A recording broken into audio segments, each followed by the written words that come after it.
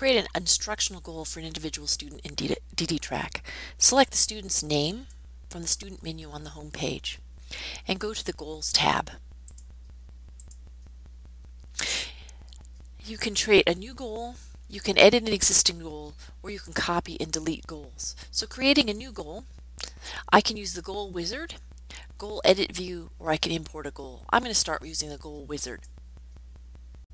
The Goal Wizard allows you to enter a title, for example, expressive language. Subject area. What's the purpose of this goal? Albert will increase his use of spontaneous language. Click Next. Then you're allowed to define a number of objectives for this expressive language goal. So for example, I could say articulation. And I could say Albert will articulate consonant blends accurately 8 out of 10 times with a verbal. So this makes it measurable. I'm going to be measuring 8 out of 10 times, and I'm going to be modeling it for Albert. I can define instruction I'd give with the teaching the student. I'm going to skip that right now for the moment, and I'll go next. The data collection, I think I'm going to go with a verbal prompt. I want to measure the types of verbal prompts that I want to give in order to get Albert to say the words that I'm trying to get him to say. I could click Help Me Choose, which would step me through a number of screens that would help me pick the type of data collection type I want for this.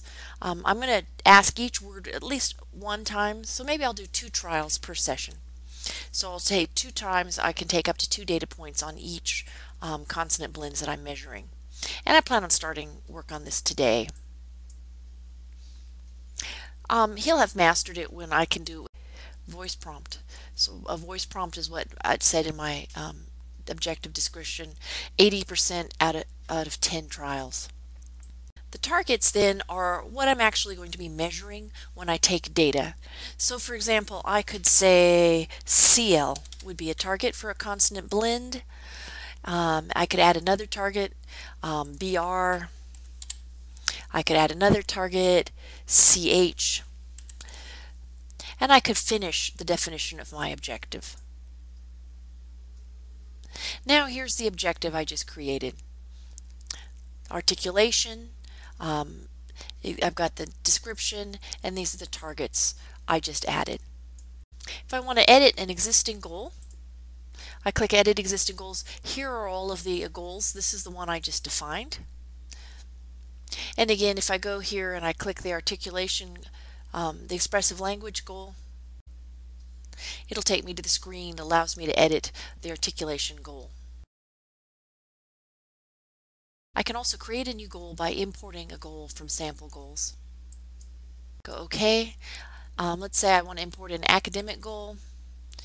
Let's say I want to import acquisition of vocabulary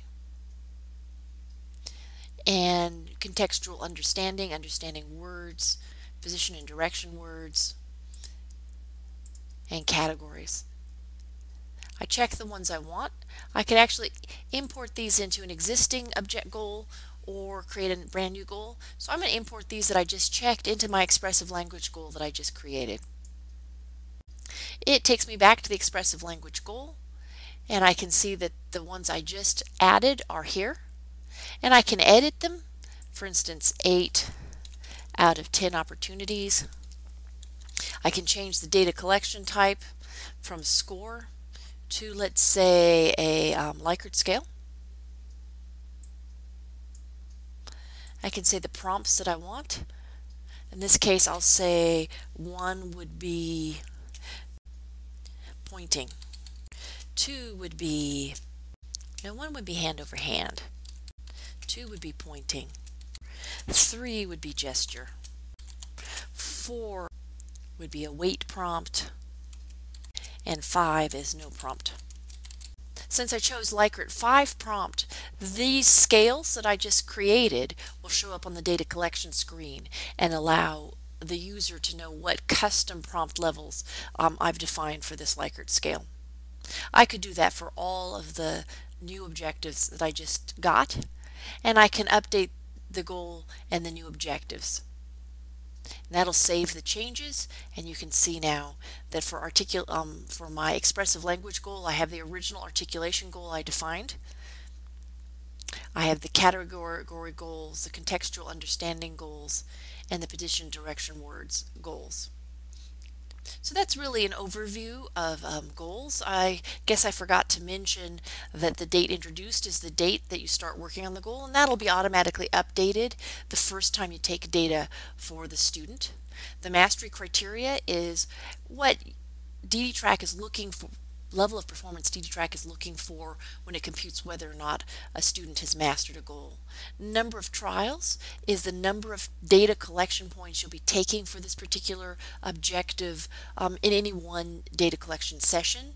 The date mastered essentially will be the date that the student meets the mastery criteria, measured across, which is 80% mastery. 80% of the time, so he has to get it correct with no prompt, 80% of the time measured across 5 sections for this particular objective.